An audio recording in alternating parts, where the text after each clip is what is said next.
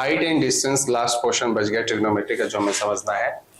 और height and distance में क्या होता है कि हम लोग को बताया जाता है कि एरोप्लेन जा रहा था, बोल सकता है कि एरोप्लेन सपोज यहाँ पे था, यहाँ पे आ गया, इतना एंगल पे पहले दिख रहा था, अब इतने एंगल पे दिखता है। ऐसे क्वेश्चंस बनते हैं। या फिर बोल सकता है कि एक ही बिल्डिंग को देखने का इस एंगल से अलग अलग एंगल पे देखते हैं, यहाँ से यहाँ का डिस्टेंस बताया, बोलो हाइट, बिल्डिंग का हाइट क्या है। अलग अलग टाइप ऑफ क्वेश्चंस बनते हैं हाइट एंड डिस्टेंस में। तो जैसे नाम सजेस्ट करता है, कभी कभी हम लोग को डिस्टेंस निकालना पड़ता है या फिर किसी चीज का हाइट निकालना पड़ता है। तो कुछ नहीं, ये बस ट्रिग्नोमेट्री का सिंपलेस्ट एप्लीकेशन है डे टू डे लाइफ में हम लोग जो यूज करते हैं कि कोई चीज कितना डिस्टेंस पे है या फिर कोई चीज का कितना हाइट है, विदाउट उसको मेजर किए हुए हम लोग दूर से ही एंगल देख के बता सकते हैं। ये ट्रिग्नोमेट्री का प्रैक्टिकल एप्लीकेशन है डे टू डे लाइफ में जो हम लोग को देखने को मिलता है। ठीक है, वही हम लोग अब करेंगे हाइट एंड डिस्टेंस। तो हाइट एंड डिस्टेंस में हम लोग बेसिकली करते क्या है कि घर की तरह है, घर को बस सजाना है। दो भाई का कहानी याद रखना है, बड़ा भाई और छोटा भाई। ठीक है, बड़ा भाई और छोटा भाई का कहानी क्या है कि बड़ा भाई थोड़ा डोमिनेटिंग है, तो जब भी कोई गेस्ट आता है तो वो सजाने जब उसके घर को आएगा या फिर कोई भी बंदा आ रहा है उसके घर को सजाने के लिए, तो बड़े भाई के हिसाब से घर पहले सजेगा। ठीक है, उसके बाद छोटे भाई का बात चलेगा अगर घर का बंटवारा नहीं हुआ है। ठीक है, तो बड़ा भाई मतलब हो गया बड़ा एंगल, छोटा भाई मतलब हो गया छोटा एंगल। एग्जाम्पल क्या है कि इसको हम लोग दो ट्राइंगल की तरह देख सकते हैं। एक ये ट्राइंगल, मतलब राइट एंगल ट्राइंगल की तरह दो देख सकते हैं। एक ये राइट एंगल ट्राइंगल है और एक ये राइट एंगल ट्राइंगल है। बात समझ में आ रहा ना? एक छोटा वाला और एक जो पूरा बड़ा वाला। और कोई राइट एंगल ट्राइंगल है क्या? नहीं, ये वाला जो है ये तो राइट एंगल ट्राइंगल नहीं है। बात समझ में आ रहा ना? तो दो भाई का कहानी क्या है कि ये मान लो 60 डिग्री है, ये है 60 डिग्री और ये है 30 डिग्री। घर अभी नहीं बटा है। हम लोग कैसे मानेंगे घर नहीं बटा है? जब तक ये जो वर्टिकल हाइट है उस पे कोई मार्किंग ना पड़ जाए बटने का, तब तक हम लोग बोलेंगे कि घर नहीं बटा है। और बड़े भाई के हिसाब से सजाएंगे पहले, उसके बाद बड़े भाई के हिसाब से अंदर के ट्रायंगल को सजाया, फिर छोटे भाई के हिसाब से रिमेनिंग अगर कुछ बच गया है सजाने को तो सजाएंगे। बात समझ में आया? घर कब बढ़ जाता है? तो घर इस केस में बढ़ जाता है जब वर्टिकल वाला जो हाइट है उस पर मार्किंग पड़ गया तो घर बढ़ गया है। वर्टिकल जो हाइट था उस पर मार्किंग पड़ गया है तो घर बढ़ गया है। जब घर बढ़ जाएगा तो पहले हम लोग छोटे भाई के पास जाएंगे, उसके हिसाब से घर सजाएंगे, उसके बाद बड़े भाई के पास जाएंगे। ये एंगल कितना मान ले सकते हैं? 30 डिग्री, और ये एंगल मान लेंगे मान लो 60 डिग्री। जितने भी स्टैंडर्ड एंगल्स हमने पढ़े थे कौन कौन से, 0, 90, उसको छोड़ के तीन एंगल बस बच गए, 30, 45 और 60। बस उसी पे क्वेश्चन बनता है। तीन ही एंगल पे बनेंगे, 30, 65, 30, 60 और 45 पे बनते हैं। ठीक है, और किसी एंगल पे नहीं बनता है। तो मान लो ये 30 होता, ये 60 होता, तो ये घर बढ़ गया है। तो पहले किसके पास जाएंगे? छोटे भाई के बाद, छोटे भाई के पास, उसके बाद जाएंगे बड़े भाई के पास। याद रहेगा? अब बड़े भाई के पास जाना या छोटे भाई के पास जाने का मतलब क्या होता है कि मान लो ये अभी घर नहीं बटा है तो घर को सजाना है। बेसिकली क्वेश्चन कैसे देगा उसके बाद मैं बताता हूँ, पहले घर सजाते हैं कैसे। ट्रिग्नोमेट्री का हमने डायग्राम बनाया था ना कि अलग कोई भी एक साइन थीटा दिया है तो टैन थीटा कैसे निकालते हैं, ट्रायंगल में डाल के वैल्यूज, वही वाला सीन है। मान लो ये 60 डिग्री है, tan 60 हम लोग इसको पकड़ते हैं। अगर tan 60 क्या बताता है? tan 60 का वैल्यू क्या है? गलत, √3 बाई, सिर्फ √3 होता है ना। तो अगर सिर्फ √3 है tan 60 का वैल्यू, तो मैं इसको लिख सकता हूँ √3/1 लिख सकते हैं ना। तो बस यही करना है, tan 60 मतलब √3/1। ये कितना होगा? √3, और ये कितना होगा? 1। बात समझ में आ रहा है ना? ये हो गया √3, ये हो गया 1। अगर हम लोग उसके बाद हम लोग पहले हमने बड़े भाई के घर में घुस के पहले बड़े भाई का घर सजाया, उसके बाद हम लोग छोटे भाई के घर। अब छोटा भाई का घर कौन सा है? ये पूरा उसमें इंक्लूड होगा। तो ये वाला पार्ट तो सज चुका है, अब इसको बस सजाना है, नीचे वाला पार्ट को। तो नीचे वाला पार्ट क्या होता है? tan 30 क्या बोलता है? 1/√3। tan 30 का मतलब 1/√3, मतलब ये 1 होना चाहिए था, बट बड़ा भाई इसको पहले ही लिखवा दिया है क्या, √3। तो मतलब यहाँ पे √3 को ये रिप्रेजेंट कर रहा है, तो ये किसको रिप्रेजेंट करेगा, इसका मतलब अगर √3 होता है 1 यूनिट मतलब √3, तो √3 यूनिट मतलब 3, मतलब ये √3 से मल्टीप्लाई हुआ था, ये भी √3 से मल्टीप्लाई होगा, इसका मतलब 3। तो हम लोग tan 30 को लिख सकते हैं √3/3। क्यों लिखेंगे पता चल रहा है, 1/√3 की जगह √3/3 इसलिए लिखेंगे क्योंकि √3 पहले से यहाँ पे फिक्स हो गया है। tan 30 मतलब सामने, उसके बाद नीचे, तो सामने वाला का वैल्यू हम लोग 1 डालना चाहते थे, है ना, 1 डालना चाहते थे छोटे भाई के हिसाब से, बट वो पहले ही बड़े भाई ने क्या कर दिया, √3 कर दिया, तो उसको अब √3 ही मानना पड़ेगा, नीचे वाले को फिर उसके हिसाब से हमने एडजस्ट कर दिया, तो 3। तो यहां से लेके यहां तक का डिस्टेंस कितना होगा, 3। तो यहां से लेके यहां तक का डिस्टेंस कितना होगा, 2। सी से लेके डी तक का डिस्टेंस, बात समझ में आ रहा है। अब इस पे क्वेश्चन ऐसे बनेगा कि तुम एक बिल्डिंग को 60 डिग्री पे देख रहे थे, ठीक है, तुम एक बिल्डिंग को 60 डिग्री पे देख रहे थे, तुम बस 20 मीटर जब पीछे की ओर गए तो तुम अब बिल्डिंग को 30 डिग्री पे ही देख सकते हो। तो बताओ उस बिल्डिंग का हाइट क्या है, बात समझ में आया। क्वेश्चन कैसे पूछेगा कि तुम किसी एक पॉइंट पे खड़े थे, सी पॉइंट पे, वहां से बिल्डिंग तुमको 60 डिग्री पे ऐसे दिख रहा है, तुम क्या किया और पीछे गए कितना 20 मीटर, तो तुमको अब 30 डिग्री पे ही पूरा बिल्डिंग दिख रहा है, हाइट ऑफ, मतलब पूरा हाइट पे देख रहे थे, अभी तो पूरा बिल्डिंग दिखेगा, पूरा बिल्डिंग अब दिख रहा है 30 डिग्री पे ही। तो बताओ बिल्डिंग का हाइट क्या है, ठीक है, प्रैक्टिकल एप्लीकेशन है ये सब लाइफ का, तो ये उसका पार्ट है। तो हमको पता है कि यहाँ डायग्राम जब हम लोग बनाएंगे तो 2 यूनिट हम लोग यहां से यहां तक चले होंगे, और क्वेश्चन में क्या बोला तुम कितने यूनिट चले हो, 20 मीटर, तो 2 यूनिट मतलब 20 मीटर, तो 1 यूनिट मतलब, और हाइट कितना है √3, तो √3 यूनिट मतलब 10√3 मीटर, तो आंसर क्या हो जाता है 10√3 मीटर। 2 यूनिट का वैल्यू क्वेश्चन में दिया था कि तुम 20 मीटर पीछे गए थे, तो 1 यूनिट का वैल्यू तुमने 10 निकाला, तो √3 का वैल्यू कितना होगा 10√3 मीटर, ये हाइट हो गया बिल्डिंग का। बात समझ में आना कैसे क्वेश्चन बनता है। अब ये छोटा भाई बड़ा भाई करना क्यों जरूरी है, क्योंकि अगर तुम इसको मान लो 30 डिग्री से अगर तुम सजाना शुरू कर दोगे तब तुमको प्रॉब्लम होने लगेगा। क्यों, क्योंकि मान लो इसको अगर हम लोग बता देता हूं, मान लो इसको 30 डिग्री हमने माना और इसके हिसाब से घर सजाने लगे, पहले ही ऑर्डर मैटर क्यों करता है, देखो क्योंकि ये 30 डिग्री था तो ये बोला ये 1 और ये पूरा क्या होगा √3, ये तो इसके हिसाब से सजा दिया। अब छोटे भाई के पास मतलब छोटा ट्रायंगल मतलब ज्यादा एंगल वाले के पास जब चलेंगे तो वो क्या बोलता है कि ये √3 होना चाहिए था और ये 1 होना चाहिए था, तब इसका एडजस्ट कैसे करोगे, प्रॉब्लमेटिक हो जाएगा, है ना, एडजस्ट करने में सबको फ्रैक्शन में ले जाना पड़ेगा, बहुत ज्यादा प्रॉब्लमेटिक होगा, कैलकुलेशन बहुत बढ़ जाएगा। और हम अगर सही से सजा दिए शुरू में ही तो कैलकुलेशन 0 हो जाएगा।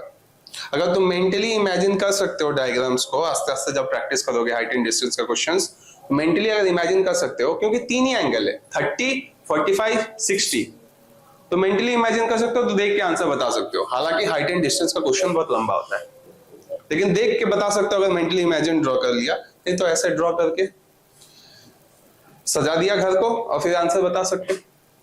बात समझ में आया, इसको करो, इसको बताओ, मान लो ये है 45 डिग्री और ये है 30 डिग्री, कैसे सजाए, किसके पास पहले जाए 45 क्या बोलता है, tan 45 कितना होता है 1, तो 1 को हम लोग लिख सकते हैं 1/1, तो ये 1 होना चाहिए था, ये 1 होना चाहिए था, ठीक है, बड़ा भाई का काम खत्म। अब हम लोग चलेंगे छोटे भाई के पास। छोटा भाई क्या बोलता है, tan 30 कितना होता है 1/√3, तो सामने वाला 1 होना चाहिए, नीचे वाला √3, सामने वाला 1 है तो 1 है, तो कोई इशू नहीं है, बस ये वाला हो गया √3।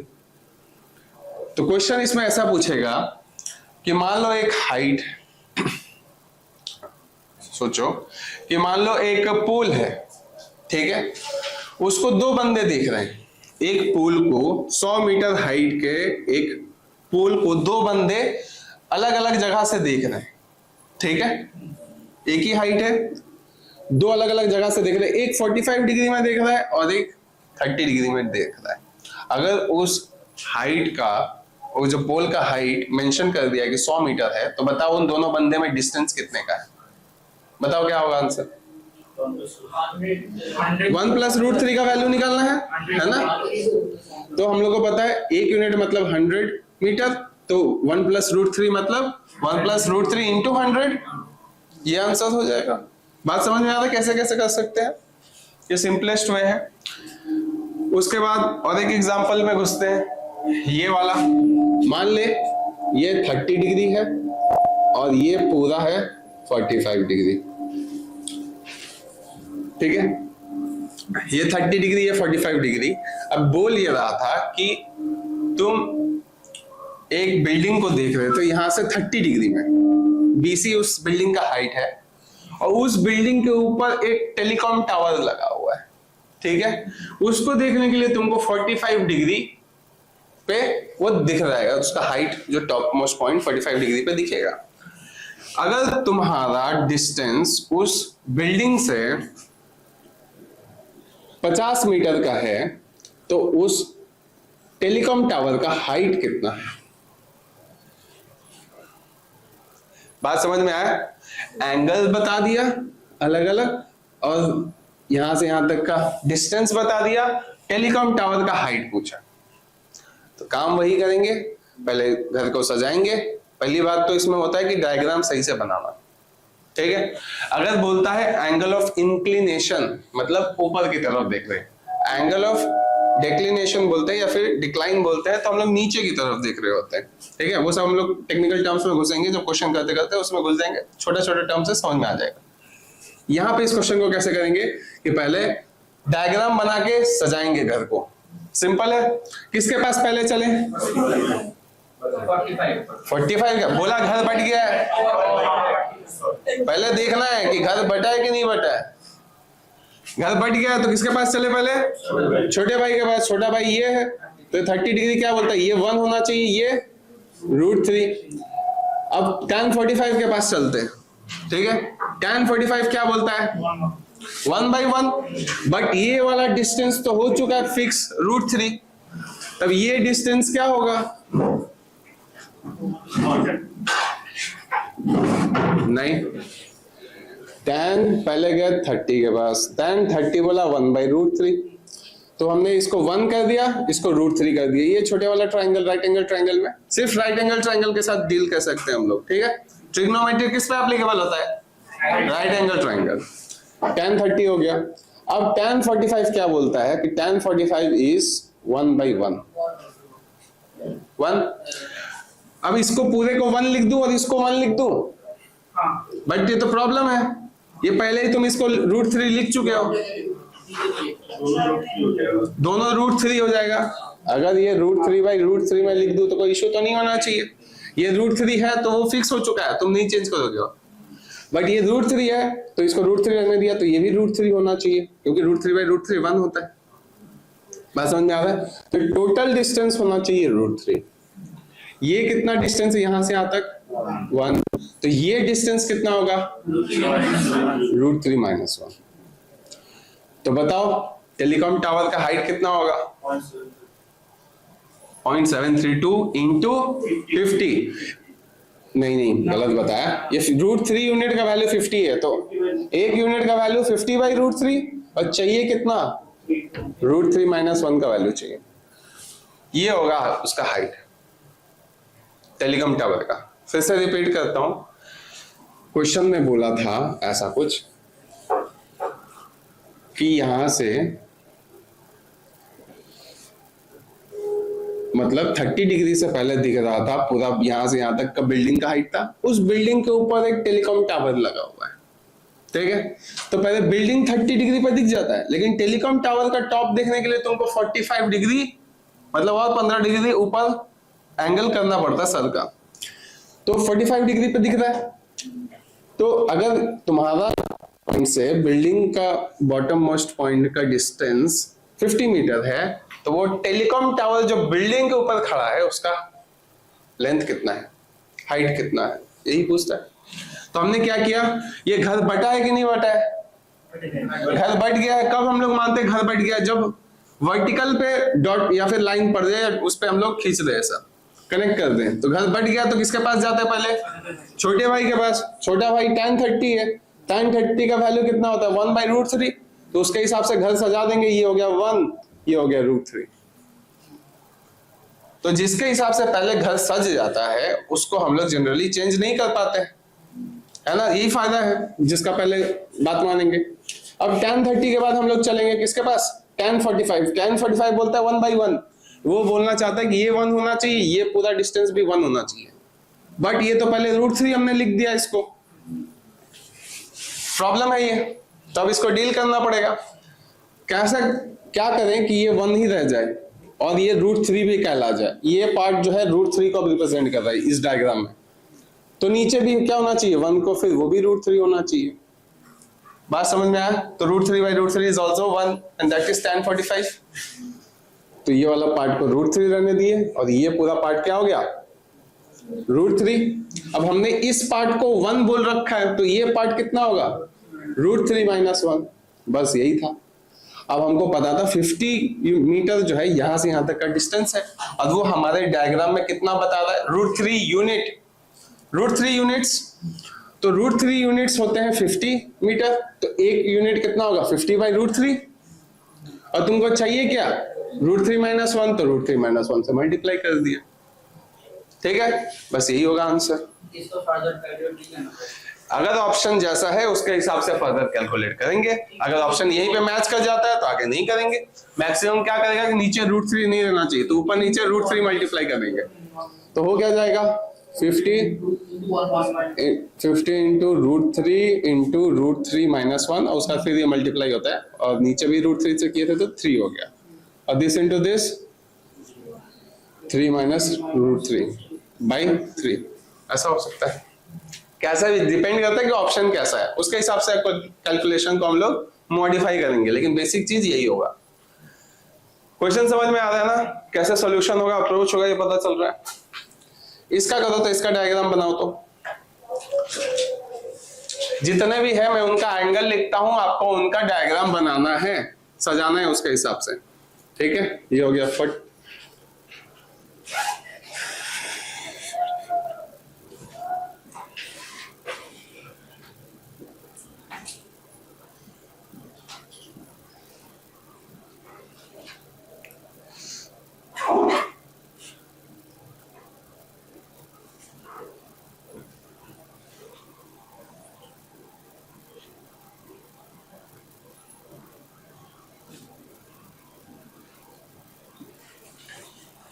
इन सब डायग्राम को पहले सजाओ, ठीक है।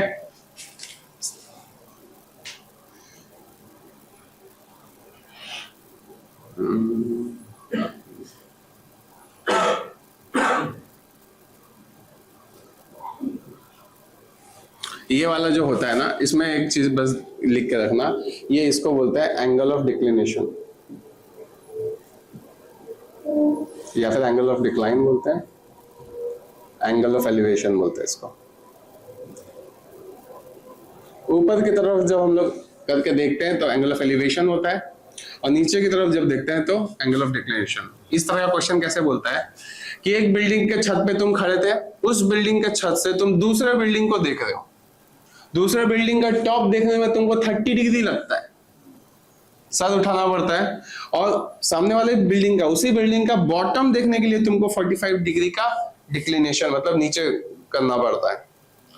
तो पूछता है कि इसका हाइट बता दो, अगर तुमको खुद का बिल्डिंग का हाइट कब पता है तो, ठीक है, ऐसा करके पूछता है। बट इसका घर सजाओ, ये सारे डायग्राम्स लिख के उनका जैसे जैसे एंगल लिखा है उनके घर सजाओ। दो ही पार्ट है मेन पूरा इस कॉन्सेप्ट में, एक है घर कैसे सजाना होता है, और दूसरा है कि क्वेश्चन पढ़ के वैसे डायग्राम बनाना, ठीक है। पहले हम लोग घर सजाना देख लेते हैं, उसका डायग्राम बनाना क्वेश्चन पढ़ के करेंगे, ठीक है। करो इसको।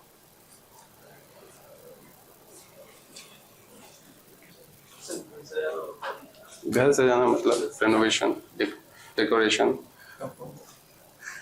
कुछ नहीं है, उसके हिसाब से ट्रायंगल को सजाना है, जैसे हमने वहां पे किया ना, tan 30 था, तो tan 30 बोलता है कि वो लेफ्ट वाला मतलब अपोजिट साइड 1 और नीचे वाला √3।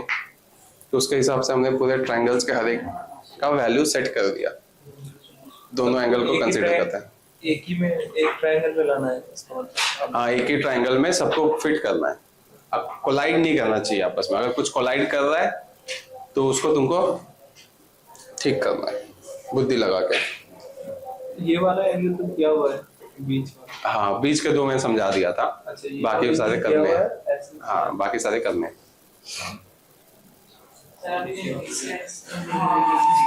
डिस्टेंस नहीं लिखना है तुमको, बस अभी सजाना है। डिस्टेंस मैं बाद में बताऊंगा, ठीक है। इसका मैंने क्या किया था, ये था 2 यूनिट का डिस्टेंस आया था और ये आया था 1 यूनिट का डिस्टेंस, और ये √3 था, है ना। ये तो सज चुका था।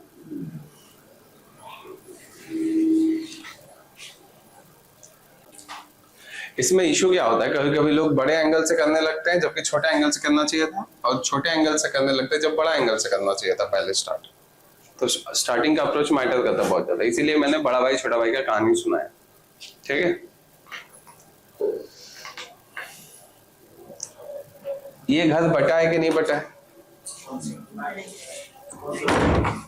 ये वाला घर बटा है कि नहीं बटा है? ये वाला घर बट गया है कि नहीं बटा है? जो वर्टिकल लाइन भी बोल सकते हैं, दोनों ही बोल सकते हैं। जैसे करो करके देखो इसको, अरे करके देखो, खुद पता चल जाएगा। एक बार 30 से स्टार्ट करके देखो। tan 30 क्या बोलता है? tan 30 बोलता है कि ये होना चाहिए 1, ये होना चाहिए √3, ठीक है। छोटे से अगर किए तो ये 1 है तो ये इस डायग्राम में सेम है, तो ये 1 होना चाहिए तो ये भी 1 होना चाहिए। मतलब सही से बैठ गया ना, 1 बैठ गया, ये 1 और ये पूरा √3 था ना उसके हिसाब से। तो ये डिस्टेंस कितना होगा? √3 - 1। ये घर बटा हुआ था इसलिए छोटा भाई से स्टार्ट किया तो बैठ गया। बड़े भाई से अगर तुम स्टार्ट करते tan 45 से तो फिर इशू हो सकता था। उसमें भी कोई इशू नहीं होता एक्चुअली, कुछ डायग्राम में नहीं होता है, कुछ डायग्राम में भयंकर इशू होने लगता है।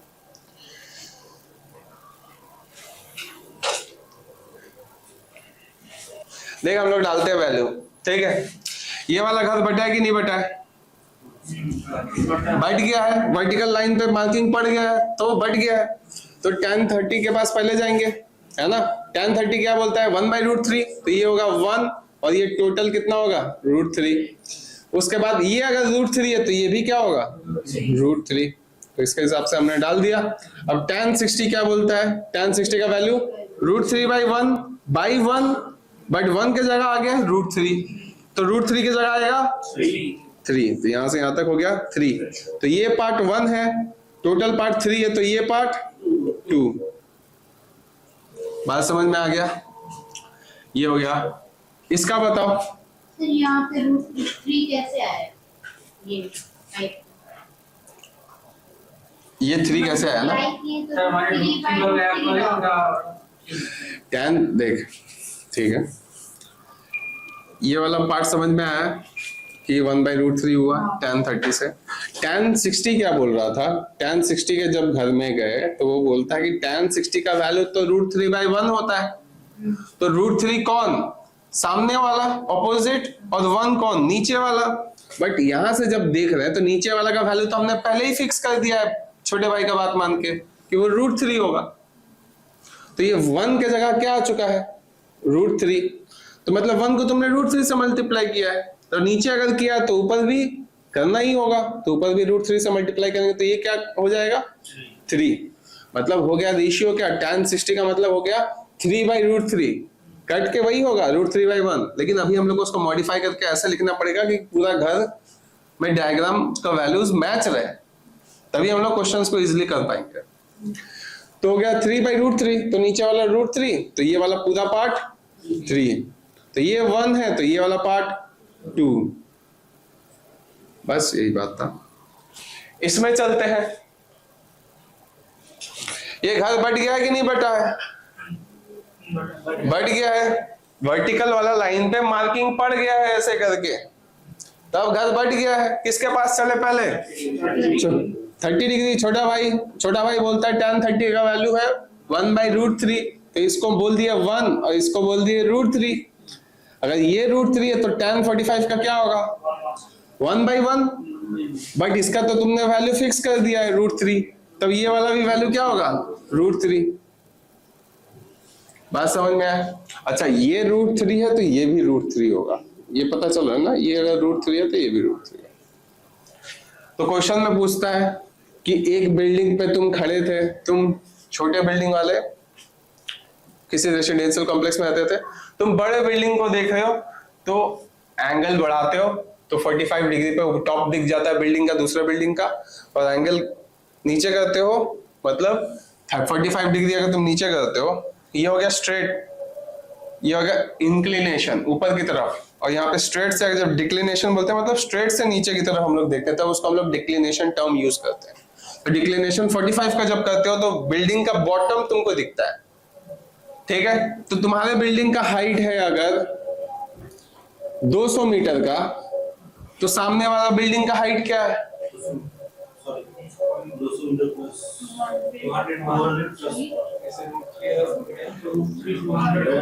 √3 200 है। हमने डायग्राम बनाया और सजा दिया, और ये पार्ट √3 है तो ये भी पार्ट √3 होना चाहिए। तो √3 का वैल्यू दे दिया 200 मीटर, तो √3 यूनिट का वैल्यू दे दिया 200 मीटर, तो एक यूनिट का वैल्यू 200/√3। अब हमको चाहिए था कितना सामने वाले बिल्डिंग का हाइट, वो कितना है 1 + √3, तो उतना खोजना है हमको, तो इंटू कर देंगे 1 + √3, आ गया सामने वाले बिल्डिंग का हाइट। ठीक है, हम लोग पहले एकदम ही डीप में घुस रहे हैं ताकि जो भी क्वेश्चन आएगा हम लोग इजिली हैंडल कर लेंगे। ठीक है, मेन कॉन्सेप्ट यही सब है।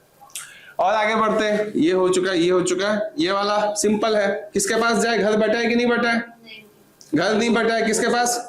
बड़े भाई के पास। बड़ा भाई बोलता है ये 1 ये 1, तो फिर छोटे भाई के पास गए, उसका ये वाला घर हो गया, तो ये तो 1 फिक्स हो चुका है उस ट्रायंगल में, तो ये कितना होगा? √3। तो इसमें तो कोई प्रॉब्लम ही नहीं था क्योंकि ये पहले से 1 था, वो भी बोल रहा था कि 1 ही होना चाहिए, है ना? tan 30 कितना होता है? 1/√3, तो ये 1 होना चाहिए था और पहले से ही 1 था, तो ये हो गया पूरा √3। तो यहां से यहां तक का डिस्टेंस कितना होगा? √3 - 1। ठीक है, ये भी सच गया। ये वाला घर बटा है कि नहीं बटा है? ये वाला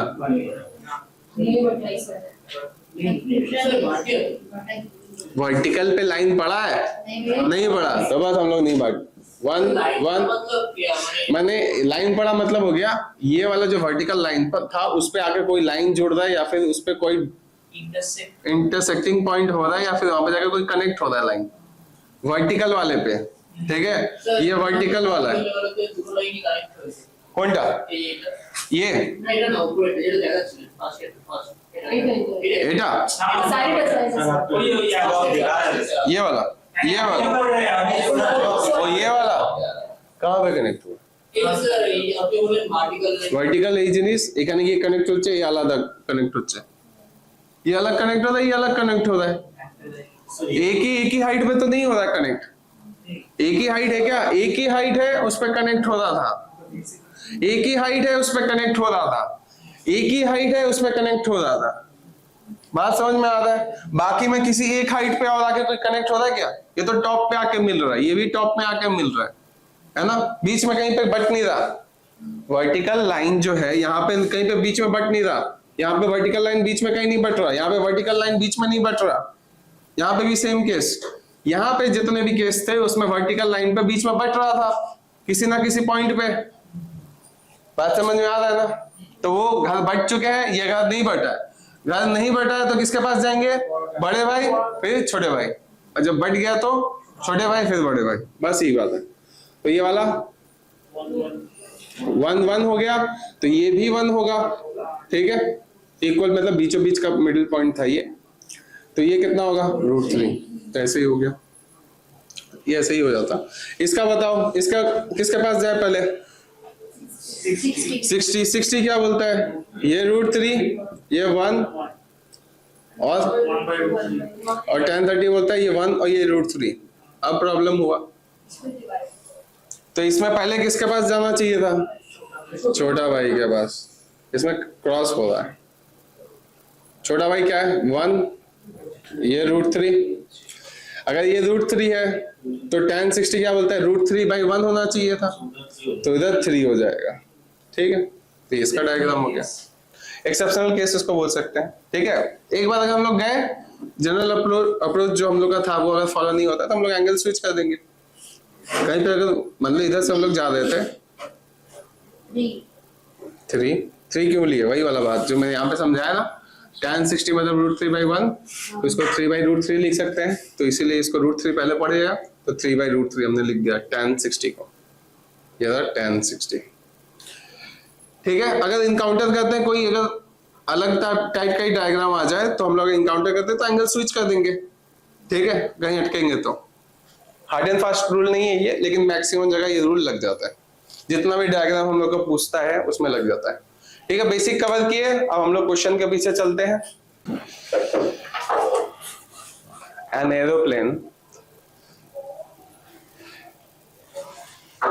aeroplane is flying at a speed of 600 meter per second. 600 meter per second. ये क्या है? सबसोनिक है कि सुपरसोनिक है? ये स्पीड सबसोनिक, सुपरसोनिक है ना। साउंड के स्पीड से जब कुछ ज्यादा स्पीड से जाता है तो उसको हम लोग बोलते हैं सुपरसोनिक। सुपर मतलब क्या होता है? ऊपर। और नीचे है कोई तो उसको हम लोग सब बोलते हैं, सब है ना, सबवे, तो सबसोनिक बोलते हैं। तो ये सुपरसोनिक स्पीड से ज्यादा है। तो क्वेश्चन क्या बोला है? Aeroplane is going with a speed of 600 metre per second if 600 metre per second. ऐसे पर सेकेंड ऐसे लिखते हैं, 600 मीटर पर सेकेंड, है ना, ऐसे लिखते हैं। स्पीड है going at a speed of 600 meter per second. If you observe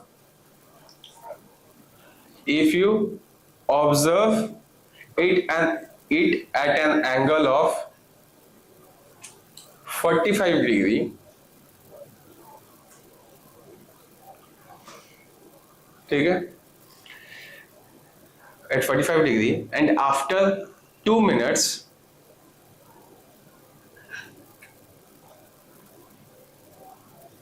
you find it at an angle of 30 degree moving away from you. Angle of 30 degree moving away from you.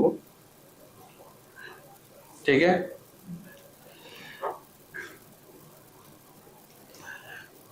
then find the height at which the aeroplane is flying. Then find the height at which the aeroplane is flying. कितने height पे aeroplane उड़ रहा है? Question देखो ऐसा बोल रहा था कि तुम एक प्लेन को देखे किसी एक एंगल पे, कितने एंगल पे? 45 पे देखे। थोड़ी देर बाद क्या होता है? 30 डिग्री हो रहा था।